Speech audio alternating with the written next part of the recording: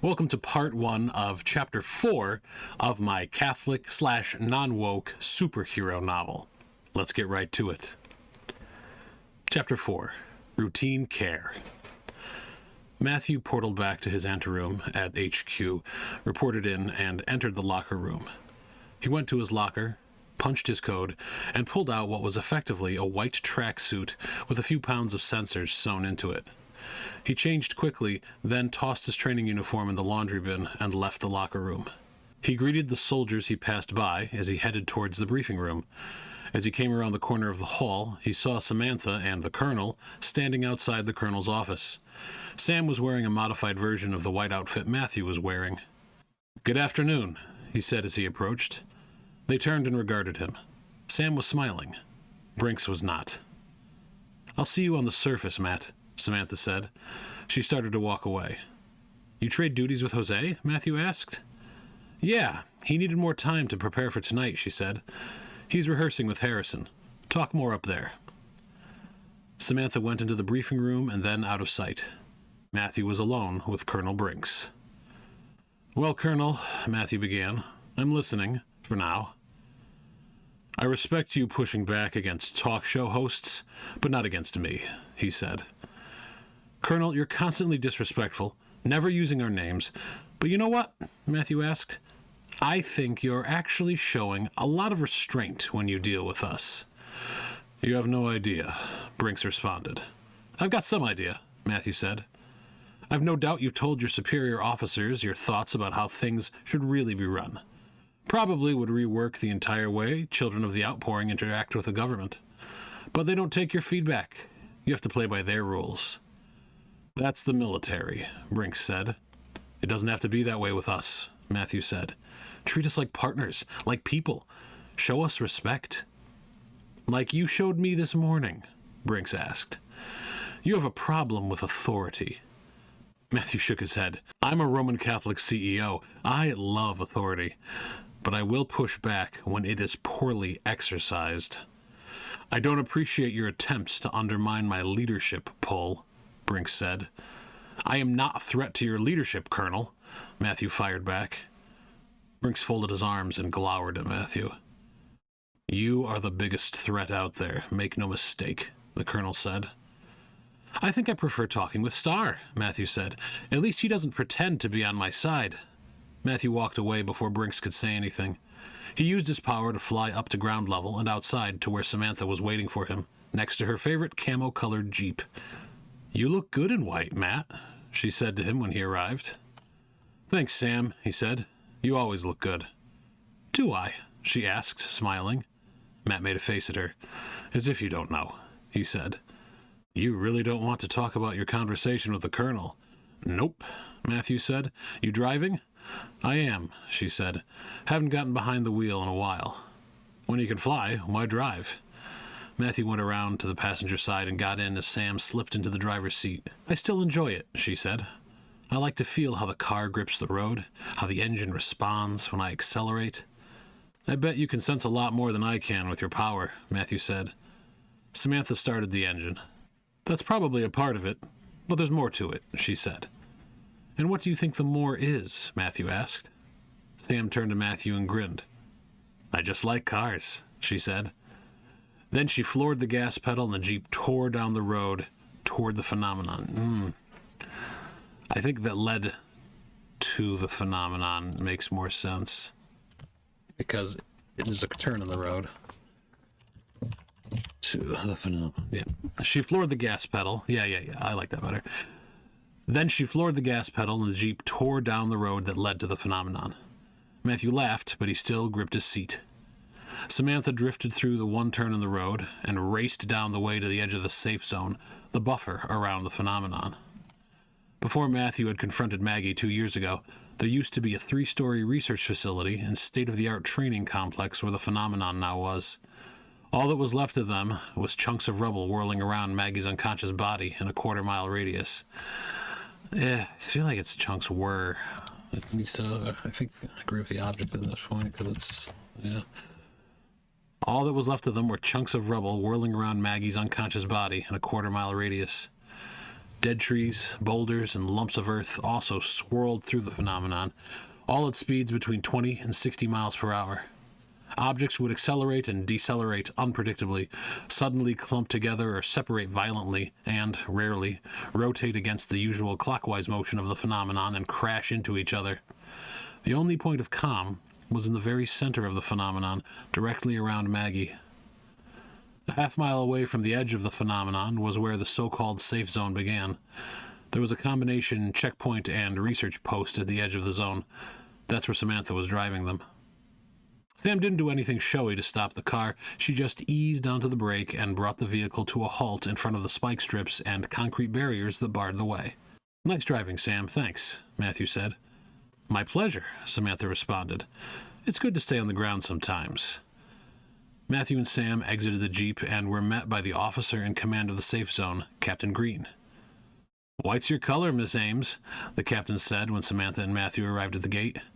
"Captain, they're all my colors," Sam said with a hand on her hip. "No doubt about it," Captain Green agreed. He was a tall, strong man in his early 40s with a shaved head and kind brown eyes. "No compliments for me, Captain?" Matthew asked. "Sorry, Mr. Ward, but you just don't pull off that outfit like she does." "I suppose I don't," Matthew said. He considered asking Captain Green if he had made a pun on his code name, but decided to leave his question unvoiced. "Weather looks fair today," Captain Green said. "Just one thing running against the current, a big hunk of the old science building. No significant clumping or spreading. Should be as easy a ride in as it ever is." "Thanks, Captain. Sounds good," Matthew said. "Fly or walk to the edge, Sam?" "Walk," she said. Matthew figured as much. Sam wanted to talk, and the half-mile between the checkpoint and the edge of the phenomenon was a great place to start a conversation. Matthew opened a portal to his prep room and pulled out the small duffel bag, then closed the portal. Long ago, Roy had asked him to carry the bag to the edge of the phenomenon, so that it wasn't long ago. But I don't want to waste time, say, 2 years ago. Maybe almost 2 years ago. Do I need it, though? I don't think I even need it. Let's just get rid of it and see how it feels. Matthew opened a portal to his prep room and pulled out the small duffel bag, then closed the portal.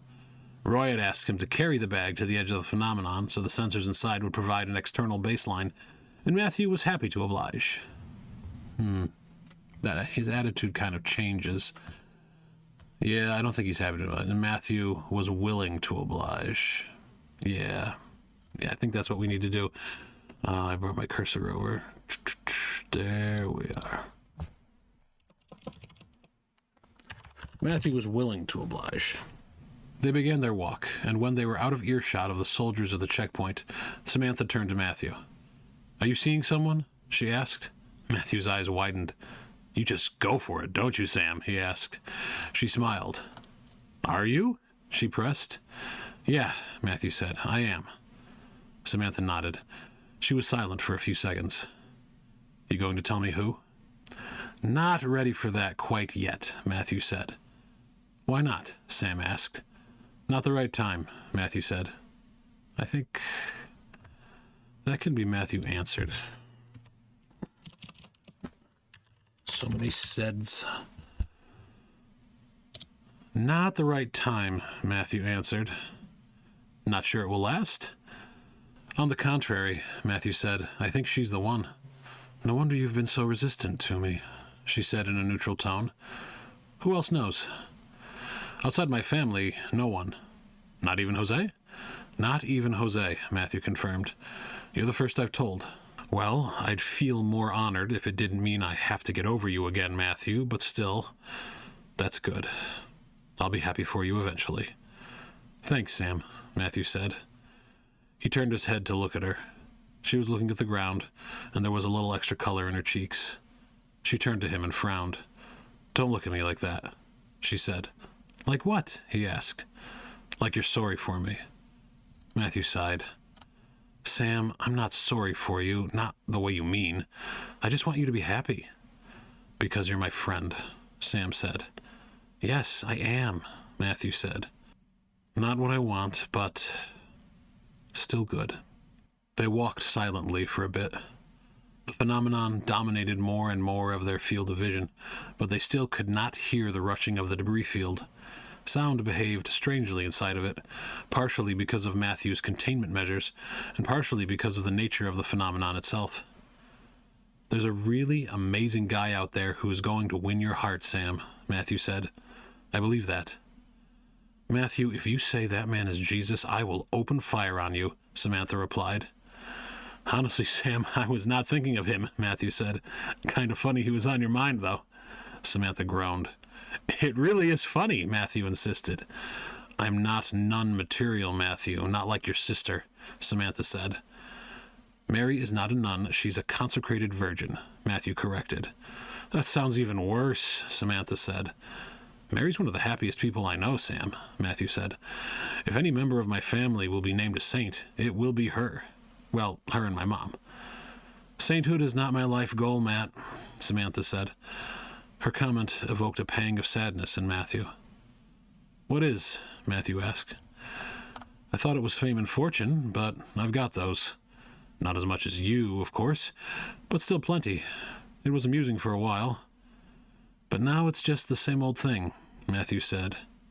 "Yeah," Sam responded. "There's only so many energy drink endorsement deals and modeling contracts a girl needs." "What's your dream for your life, Sam?" Matthew asked. "I don't know anymore," Samantha said. "When I was younger, I constantly daydreamed about meeting a handsome European man who would whisk me away to his family estate, where he had a farm and vineyards and orchards, and that would be my life, taking care of all that and having a family." "Sounds like you had a pretty good dream, Sam," Matthew said. "It does," Samantha said. "But despite meeting many handsome European men, I've not wanted any of them to whisk me away. You're the closest I've come to that, Matthew, and now... Seems like my dreams never survive their encounters with reality." Matthew waited a few moments before speaking. "Samantha, you know I'm American," he said. She rolled her eyes. "You've got a family legacy, Matthew. You have roots and something to care for. I wish I had that." They stopped walking. They were at the edge of the phenomenon. "You will have it someday, Sam," he said. "We can talk more about it once we get through to Maggie." "I don't think so," Sam said. "Once we get to task, I'm going to figure out who your lady love is." "I told you I'm not ready to tell you," Matthew said. "I told you I'm not ready to tell you. I said I'm not ready to tell you." I told you I'm not ready to tell you. Great. Okay, let's try that again. "I said I'm not ready to tell you," Matthew said. I don't like the two saids, but we'll just keep going. "And I told you patience is not one of my virtues," Samantha replied. Matthew shook his head. "Enough about my love life," he said. "You going to armor up?" Let's add quotes to that. And that side too. Quotations. They go around the whole thing. "Enough about my love life," he said. "You going to armor up?" "No, Roy told me it interferes with the sensors." Sam smoothed the jumpsuit out over her hips as she spoke. "Okay, give me a minute." Matthew used his power to envelop Samantha, himself, and the duffel bag in one extremely thin gravitational field, and then another, and another, over and over again, until he had built up a sizable barrier around them all. It was no null field, but it would blunt, deflect, and redirect the force of any impact. It just took a little time to set up. "It sure will be nice when we can stop taking readings for Roy and just fly up above and then down the middle," Sam said. She was considering a particularly large mass of Earth silently speeding past, no more than 20 feet away. "I think that chunk was from when we tried to move Maggie," Matthew said. "I think you're right," Sam agreed. "What a disaster that was. Dr. Endicott didn't last long after that. And they never really replaced her," Matthew added. "Roy replaced her," Samantha suggested. "Dr. Endicott was actually present, and we had whole conversations with her," Matthew said. "Roy may as well be make-believe for all the time we spend with him. Maybe he should gather some of this data." "His power has zero combat utility," Samantha said. "I know," Matthew admitted. "I'm just tired of always collecting data for him. It'll be nice when Maggie wakes up. For us, maybe, Sam said, but definitely not for her. Matthew felt sparks of anger rush down his arms, but he let the feeling go. All right, we'll hop in when this next one comes by, he said, gesturing at a hunk of concrete and twisted rebar moving particularly fast. Ready, Sam said. Now! Matthew latched onto the debris with his power, and suddenly he, Sam, and the bag were pulled into the phenomenon and sailing along at 50 miles per hour. When they crossed the boundary, it was as if the wind roared itself to life around them. Matthew used his power to hop from the concrete to a knot of dead trees, then to a dumpster, and finally to a boulder, and in so doing progress closer to the center of the phenomenon where Maggie was. He tried to use his power as little as possible. The phenomenon sometimes reacted to its use in unexpected and dangerous ways. Matthew had to restrain himself, because within the phenomenon his weariness was gone. Instead, he felt overwhelmingly strong, as if the slightest use of his power. Yeah. It's awkward to say. Ugh. Matthew had to restrain himself, because within the phenomenon his weariness was gone. Instead, he felt overwhelmingly strong, as if the slightest use of his power could grind down hills and raise islands from the deep. The flood of strength and constant danger combined with Matthew's desire to see Maggie to create a surge of excitement within him. But he still only used just enough power to leapfrog from one piece of debris to the next, always mindful of the nearest hazards. His strength was amplified to such an extent that he could almost sense each fleck of dirt rushing by. I think we add without concentrate, because he can do that when he concentrates normally, so. His strength was amplified to such an extent that he could almost sense each fleck of dirt rushing by without having to concentrate. He was tempted to close his eyes and feel his way to Maggie. But he was responsible for Samantha. He turned to her. "Final approach," he shouted. She nodded emphatically and gave him a thumbs up. Matthew used just enough power to launch dozens of yards closer to the center, right into the path of a huge strip of asphalt that had doubled over upon itself. He made 2 quick orbits around the asphalt to accelerate, and then sped towards Maggie, who was less than 100 feet. And then sped towards Maggie, who was less than 100 yards away. Suddenly, a rock the size of Matthew's torso came tumbling towards Samantha from the left, rushing counterclockwise against the tide of the phenomenon. Matthew pulled her close as the rock charged past. It landed a glancing blow on Matthew's gravitational shield. The strike propelled them toward the center of the phenomenon. Suddenly, the wind died away to stillness. The air became clear and free of debris, and there was Maggie, floating with her eyes closed in the middle of a crystalline bubble of telekinetic energy, just a few feet off the ground. Matthew slowed their approach, but they still came in too fast, and he and Samantha hit the ground at a sprint. They kept their feet, and Matthew kept the duffel bag with him, and they both came to a halt on either side of Maggie's bubble. "You got my heart racing there, Matthew," Samantha said. "Sorry about that, Sam. I don't know where that rock came from," Matthew said. Samantha walked over to him with a sly smile. "You just wanted to hold me in your arms one last time," she said. Matthew laughed. "If you can joke about it, that's a good sign," he said. "You're practically over me already." "I put up a good front," Sam said. "But let's not talk about me. I want to know who you're dating, Matthew." "Not gonna tell, Sam," Matthew said. "And I'm going to need to concentrate for a while. We can talk once I'm done taking care of Maggie." "All right," Sam said. "Do you need any help?"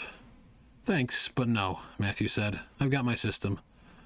"Well, I hope you don't mind me watching you work, then," Samantha said. "Not at all," Matthew responded. All right, we will end part 1 of chapter 4 right there. Thank you so much for watching. Please, if you liked the video, hit the like button. Leave a comment. And if you're on YouTube, subscribe. If you're on Rumble, follow. I really appreciate it very much. Thank you again, and God bless you. Ooh, ancient province.